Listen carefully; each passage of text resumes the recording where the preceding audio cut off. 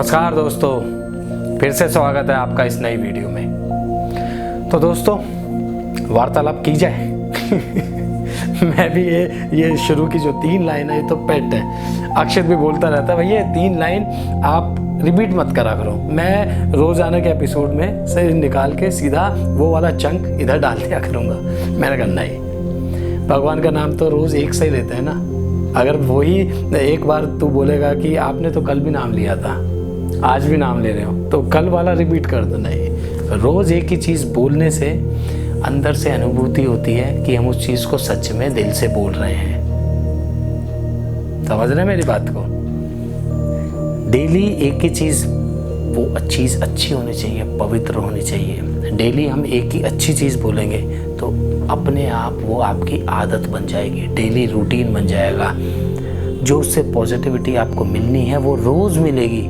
अगर मैंने आज बोल दिया और मैं कल को आपको ये लाइन ना बोलूँ, सीधा श्लोक स्टार्ट कर दूँ, कहाँ मज़ा आएगा, कहाँ आनंद आएगा, कहाँ एक अंदर से एक एनर्जी निकलेगी कि आपके लिए मैं कुछ पेश करने जा रहा हूँ या आपको मैं कुछ ज्ञान की अच्छी बात बताने जा रहा हूँ। श्लोक बोलूँगा, चला जाऊँगा, आप भी सोचेंगे कैसा रूड सा इंसान है, ज्ञान दे के चला गया। अरे आपसे हम मिलने आए हैं, रूबरू होने आए हैं, बातचीत कर रहे हैं, तो यहीं से तो एक चीज़ की शुरुआत होनी चाहिए ना। किसी भी चीज़ की नींव अच्छी होनी चाहिए। नींव अच्छी होगी तो जो उसका एंड होगा, जो चीज़ अकम्प्लिश्ड होगी, फिनिश नहीं अकम्प्लिश्ड होगी, तो वो चीज़ भी अच्छी होगी। तो आज एक छोटी सी ज्ञान की बात श्लोक शुरू करने से पहले, हम सब लोग दिवाली मनाते हैं, धूमधाम से मनाते हैं। सबको मालूम है दिवाली क्यों मनाई जाती है। श्री राम ने रावण को मारकर अयोध्या में एंट्री की थी, अयोध्या में वापस आए थे, तो सारे अयोध्या वासियों ने घी के दिए जलाए थे और पूरा का पूरा राज्य जगमगा दिया था, रोशन कर दिया था। तो तभी से ये प्रथा हमारी चल रही है, ये त्यौहार हमारा दिवाली का चल रहा है कि दिवाली के दिन हम सब दिए जलाते हैं, पूजा करते हैं, ये सारी चीज़ें करते हैं। तो अब पूजा पर आ जाते हैं। तो हम पूजा जब स्टार्ट करते हैं, सब गणेश जी और लक्ष्मी जी की पूजा करते हैं ना, गणेश जी की और लक्ष्मी जी की पूजा। आप मार्केट में भी जाते हो, बाजार में भी जाते हो जैसे, तो आपको गणेश जी और लक्ष्मी जी की एक साथ इकट्ठी मूर्ति मिलती है, तस्वीर मिलती है। आप वही क्यों लेके आते हो?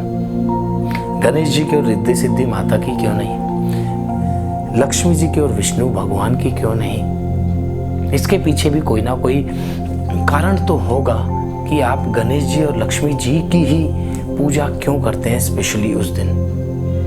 गणेश जी और रिद्धि सिद्धि माता की भी हो सकती है, लक्ष्मी माता और विष्णु भगवान की भी एक साथ हो सकती है। हालांकि हम अर्चना और जो आरती होती है, जो स्तुति करते हैं भगवान की, वो विष्णु भगवान की भी करते हैं जब हम लक्ष्मी माता की अर्चना करते हैं, उनकी पूजा करते हैं। ऐसे ही जब हम गणेश जी का नाम लेते हैं तो रिद्धि सिद्धि माता का भी नाम आता है। परंतु वो जो मूर्ति है, वो तस्वीर है, दिवाली के दिन गणेश जी और लक्ष्मी जी की ही क्यों? सिंपल सा आंसर है, पता होना चाहिए। नहीं पता है तो सुन लीजिए। दिवाली के दिन हम लक्ष्मी माता का जो अर्चना करते हैं, पूजा करते हैं, वो घर में करते हैं कि लक्ष्मी माता का निवास हो, घर में धन धान्य की पूर्ति हो, घर में धन और धान्य की कभी कमी ना हो। ठीक है, तो वो तो हमने कर लिया। उससे जिसने दिल से पूजा किया, दिल से जिसने कर्म किया, दिल से जिसने अर्चना की है, ऑब्वियसली उसे धन और धान्य मिलेगा। परंतु क्या वो इंसान धन आने के बावजूद उस धन को अच्छे से यूज़ कर पाएगा? उसके अंदर अहंकार तो नहीं आएगा वो धन आने के बाद? तो इसी वजह से गणेश जी की भी पूजा की जाती है, क्योंकि गणेश बुद्धि के भगवान हैं। वो बुद्धि देते हैं, वो सारे संसार में जो ज्ञान है उसके देवता हैं, उसके भगवान हैं। तो धन के साथ साथ अगर किसी इंसान के पास बुद्धि नहीं होगी, ज्ञान नहीं होगा, उसकी बुद्धि स्थिर नहीं होगी, उसे ज्ञान नहीं होगा चीज़ों का, तो वो उस धन को किस वे में खर्च करेगा? मतलब धन होने के बाद तो उसके अंदर अहंकार भी आ सकता है, वो गलत कर्म भी कर सकता है, उस धन को गलत वे में भी यूज़ कर सकता है। तो अहंकार ना आए, चीज़ें गलत चीज़ों के लिए मनुष्य उस धर्म को यूज़ ना करे, तो उस समय उसके पास बुद्धि भी होनी चाहिए। तो इसलिए लक्ष्मी माता के साथ साथ गणेश जी की पूजा इसलिए की जाती है क्योंकि वे बुद्धि के भगवान हैं। समझे आप बात को? इसलिए गणेश जी और लक्ष्मी जी की पूजा की जाती है। धन के साथ साथ बुद्धि होना बहुत ज़रूरी है। बुद्धि नहीं होगी तो आदमी उड़ाएगा पैसा उल्टे सीधी चीज़ों में, और बुद्धि होगी तो पैसे को वो 4 गुना बढ़ा सकता है, धर्म के पैसे को 4 गुना बढ़ा सकता है, धर्म के काम भी करेगा और आगे जीवन में तरक्की भी करेगा, आगे जीवन में तरक्की भी करेगा, सक्सेस भी पाएगा, गलत चीज़ों में नहीं घुसेगा। तो आज के लिए इतना ही। तो बढ़ते हैं अब श्लोकों के उच्चारण की तरफ। तो बढ़ते हैं श्लोक नंबर 66 की ओर। नासी बुद्धिर युक्तस्य न चायुक्तस्य भावना न चाभावयत शांति शांतस्य कुते सुखम। इसका सिंपल सा अर्थ ये है, जिस मनुष्य ने अपना मन ना जीता हो, जिस मनुष्य ने अपनी इंद्रिय ना जीती हो, अवश्य ही उस मनुष्य के अंदर बुद्धि का अभाव होता है, बुद्धि नहीं होती। और उस तरह के अयुक्त मनुष्य के अंतरकर में भावना भी नहीं होती। इस तरह के अयुक्त मीन्स जो आदमी योग्य नहीं है, जो अपनी बुद्धि, जिसके अंदर बुद्धि नहीं है, जो अपने मन पर कंट्रोल नहीं कर सकता, इंद्रियों पर कंट्रोल नहीं कर सकता।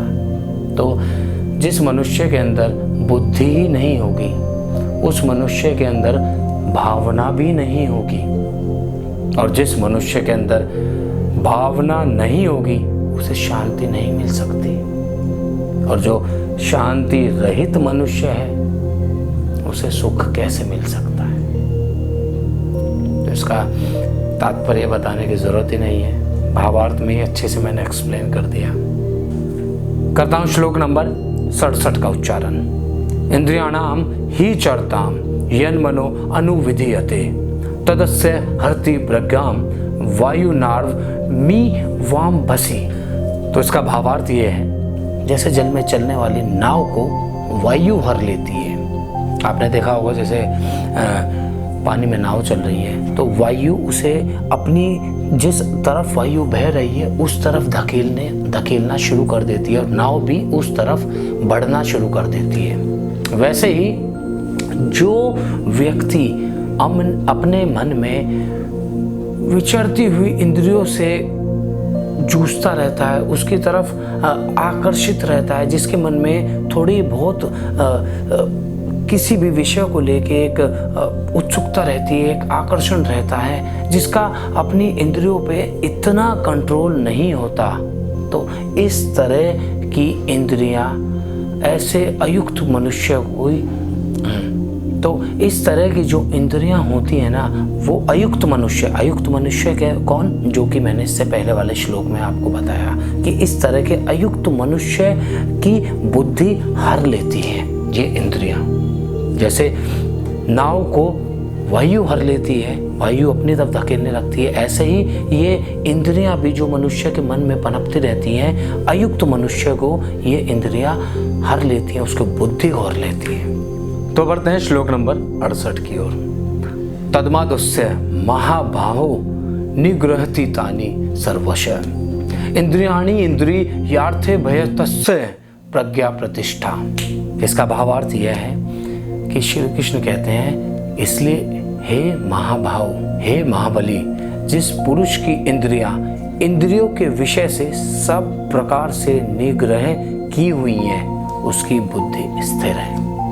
तात्पर्य यह है, श्री कृष्ण कहते हैं, हे महाबली अर्जुन, जिस मनुष्य की इंद्रियां, जिस मनुष्य का मन अपनी इंद्रियों को कंट्रोल कर लेता है, सब इंद्रियों को उसने कंट्रोल किया हुआ है, निग्रह है उसकी इंद्रियां, उस मनुष्य की बुद्धि स्थिर है।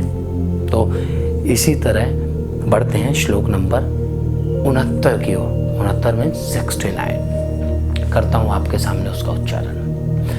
या निशा सर्वभूतानां तस्याम जागृति संयमी यस्याम जागृति भूतानि सा निशा पश्यतो मुने। इसका भावार्थ यह है कि संपूर्ण प्राणियों के लिए जो रात्रि के समान है, वह नित्य ज्ञान स्वरूप परमानंद की प्राप्ति में स्थित प्रज्ञ योगी को जगाता है। और जिस प्रकार सांसारिक सुख की प्राप्ति में सब प्राणी जागते हैं, वह परमानंद के तत्व, परमात्मा के तत्व को जानने वाले मुनि के लिए रात्रि के समान है। तो इसका तात्पर्य जो मुझे भी समझ में आ रहा है कि सभी प्राणियों के लिए जो रात है वो योगियों के लिए परमानंद की प्राप्ति का समय है।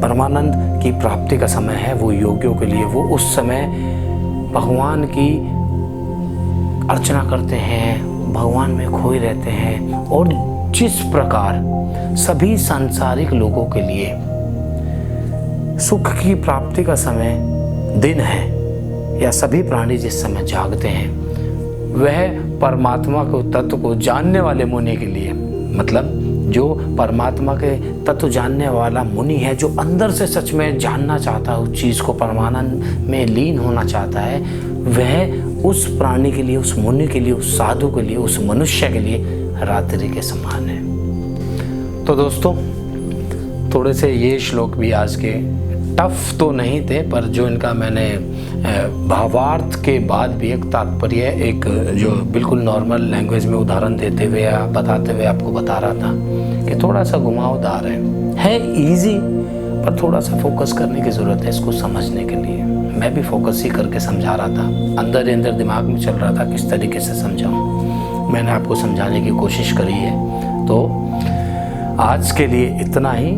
कोई बर्डन नहीं लेना, कोई प्रेशर नहीं लेना, जैसा कि हमेशा मैं बोलता आया हूँ। और ठीक है, चीज़ें आप अगर कर सकते हैं, अपना आपका मन होना चाहिए, करिए। और नहीं भी मन है, थोड़ा सा कहते हैं ना कि इंद्रियों पे कंट्रोल करो। आप उस चीज़ को कंट्रोल करो कि मैं पढ़ना चाहता हूँ। आप 2 दिन, 3 दिन, 4 दिन थोड़ा सा ज़बरदस्ती पढ़ने की कोशिश करेंगे, परंतु जो वो भगवान की अच्छी चीज़ है, जो आपको उससे आत्मिक सुख मिल रहा है, वो आपको ऑटोमेटिकली उस चीज़ को आपके डेली रूटीन में लेकर आ जाएगी। तो आप अपनी इंद्रियों पे अपने आप कंट्रोल करना सीख जाओगे।